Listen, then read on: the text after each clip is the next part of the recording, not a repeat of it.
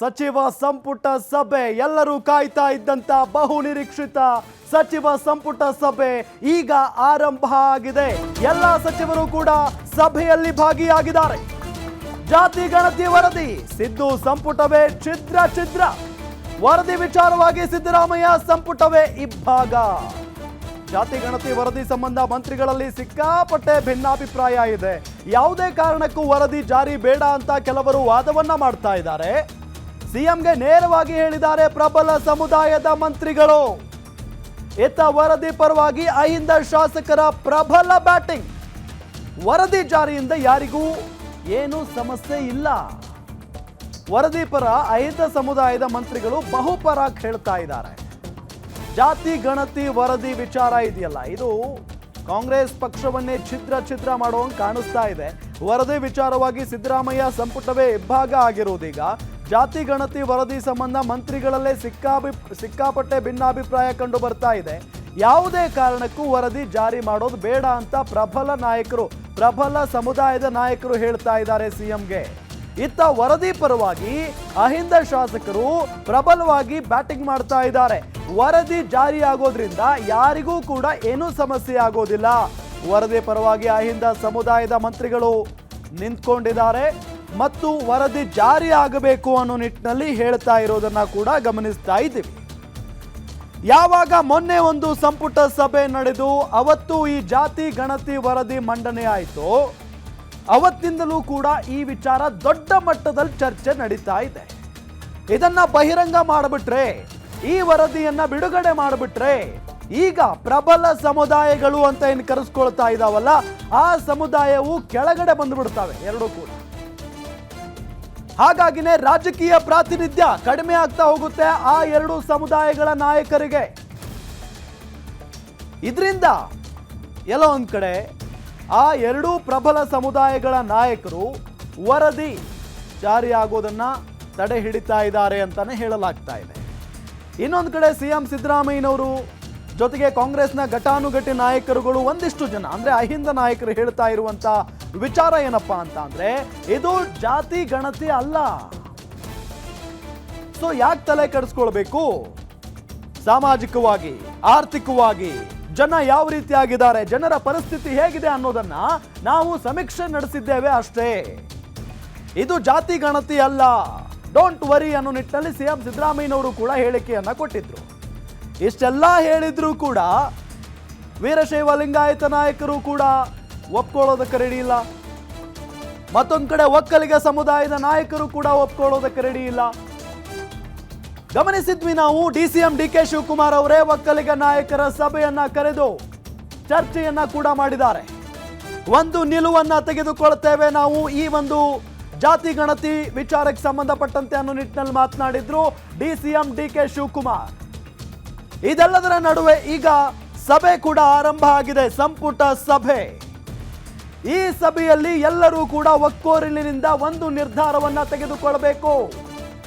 ಅಕಸ್ಮಾತ್ ಆಗಿ ಎಲ್ಲರೂ ಕೂಡ ಒಂದೇ ನಿರ್ಧಾರಕ್ಕೆ ಬದ್ಧರಾಗದೆ ಹೋದ್ರೆ ರಾಜ್ಯ ಸರ್ಕಾರದಲ್ಲಿ ಅಲ್ಲೋಲ ಕಲ್ಲೋಲ ಉಂಟಾಗೋದಂತೂ ಬಹುತೇಕ ಕನ್ಫರ್ಮ್. ಯಾಕೆ ಅಂತ ಅಂದ್ರೆ, ಒಂದು ಕಡೆ ಸಿದ್ದರಾಮಯ್ಯನವರ ಬೆಂಬಲಕ್ಕೆ ಅಹಿಂದ ನಾಯಕರು ನಿಂತ್ಕೊಂಡಿದ್ದಾರೆ.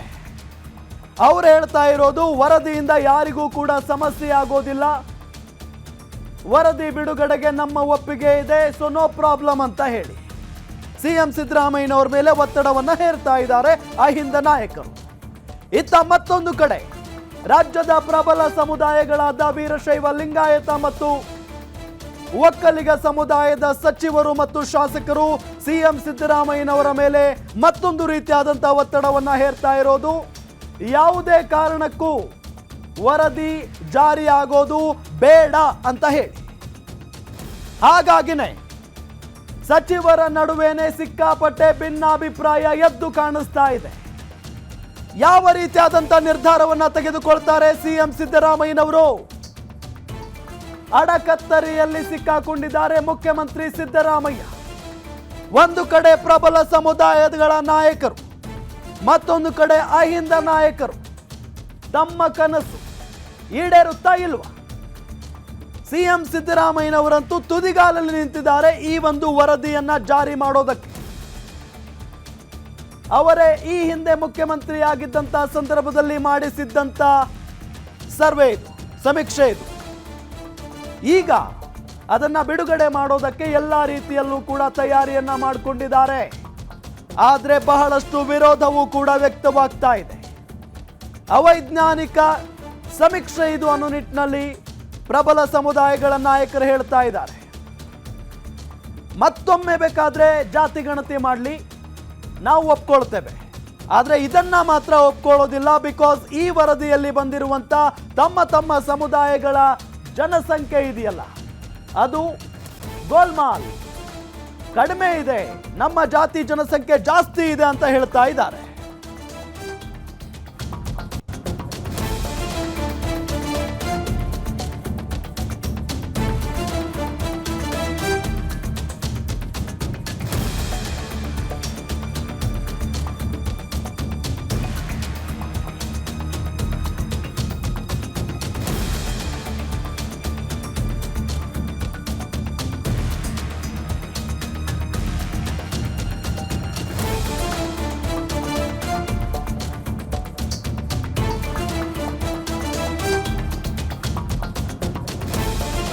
ಸಂಪುಟ ಸಭೆಯಲ್ಲಿ ಲಿಂಗಾಯತ ಮತ್ತು ಒಕ್ಕಲಿಗ ಮಂತ್ರಿಗಳ ಒಗ್ಗಟ್ಟು ಪ್ರದರ್ಶನ.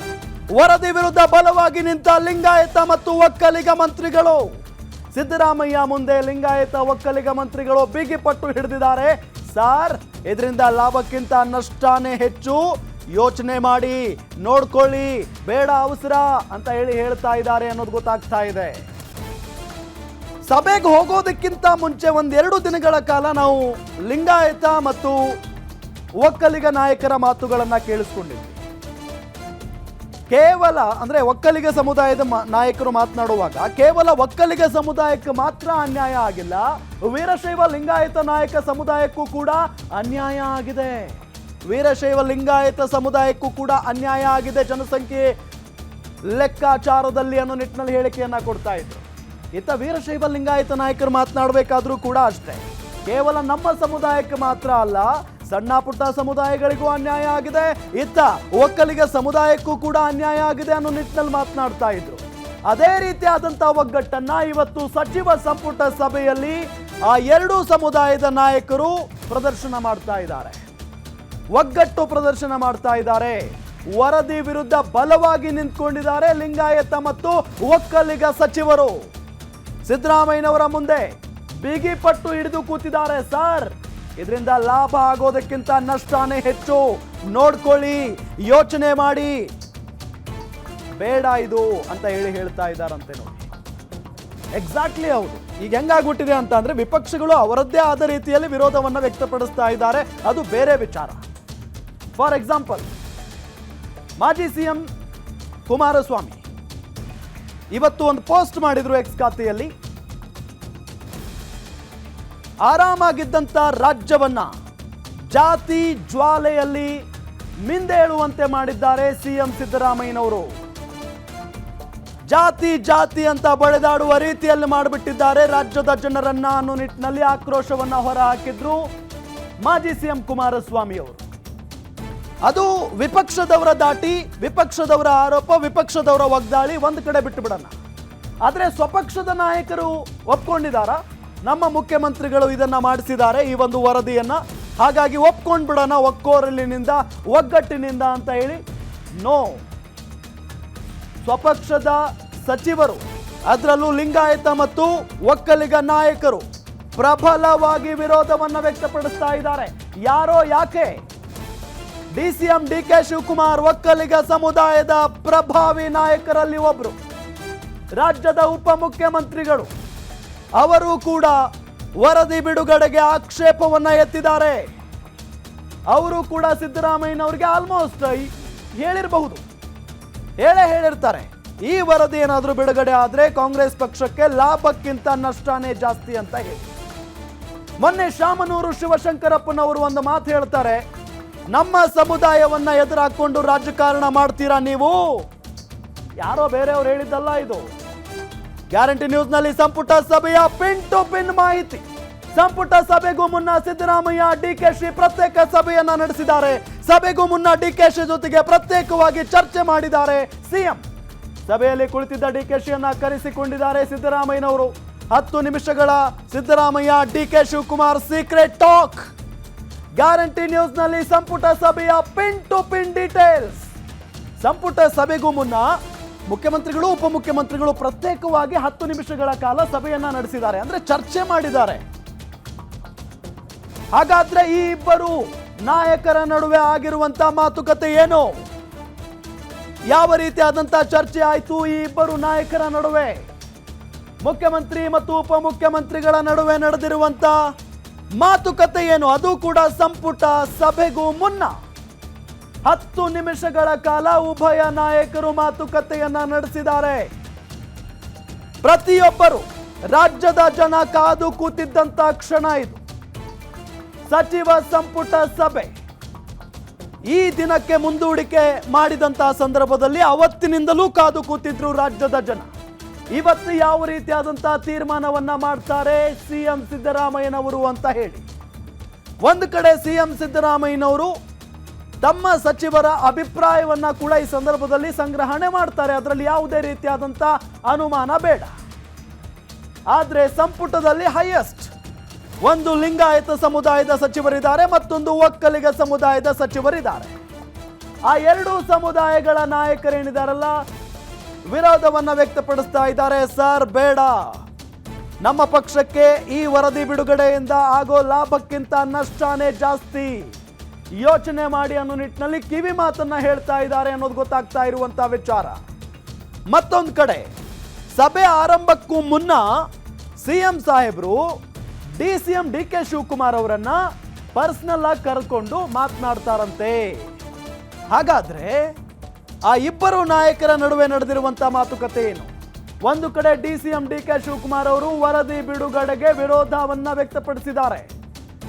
ತಮ್ಮ ಸಮುದಾಯದ ನಾಯಕರನ್ನೆಲ್ಲ ಒಟ್ಟುಗೂಡಿಸಿ ಸಭೆಯನ್ನ ಕೂಡ ನಡೆಸಿದ್ದಾರೆ. ಇಷ್ಟೆಲ್ಲ ಆದ್ರೂ ಕೂಡ ಡಿಸಿಎಂನ ಕರ್ಕೊಂಡು ಹೋಗಿ ಪರ್ಸನಲ್ ಆಗಿ ಮಾತನಾಡಿರೋದು ಸಿಎಂ ಸಿದ್ದರಾಮಯ್ಯನವರು. ಹಾಗಾದ್ರೆ ಸಭೆಯಲ್ಲಿ ಕುಳಿತಿದ್ದಂತ ಡಿಕೆಶಿ ಅವರನ್ನ ಕರೆಸಿಕೊಳ್ಳುವಂತ ಅವಶ್ಯಕತೆ ಏನಿತ್ತು?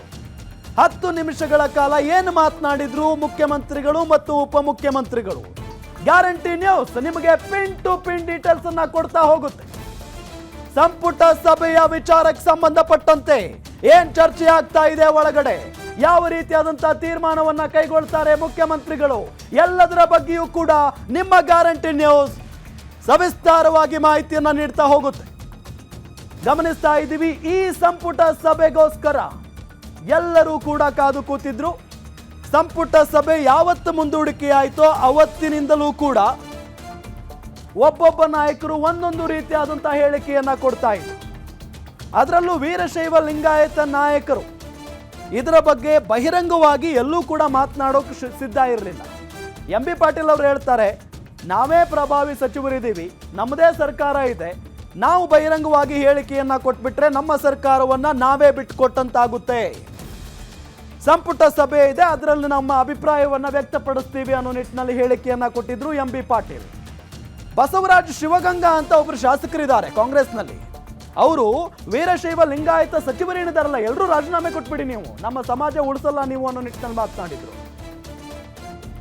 ಆದ್ರೆ ಒಕ್ಕಲಿಗ ಸಮುದಾಯದ ನಾಯಕರನ್ನ ಒಟ್ಟುಗೂಡಿಸಿ ಡಿಕೆ ಶಿವಕುಮಾರ್ ಸಭೆಯನ್ನ ನಡೆಸ್ತಾರೆ.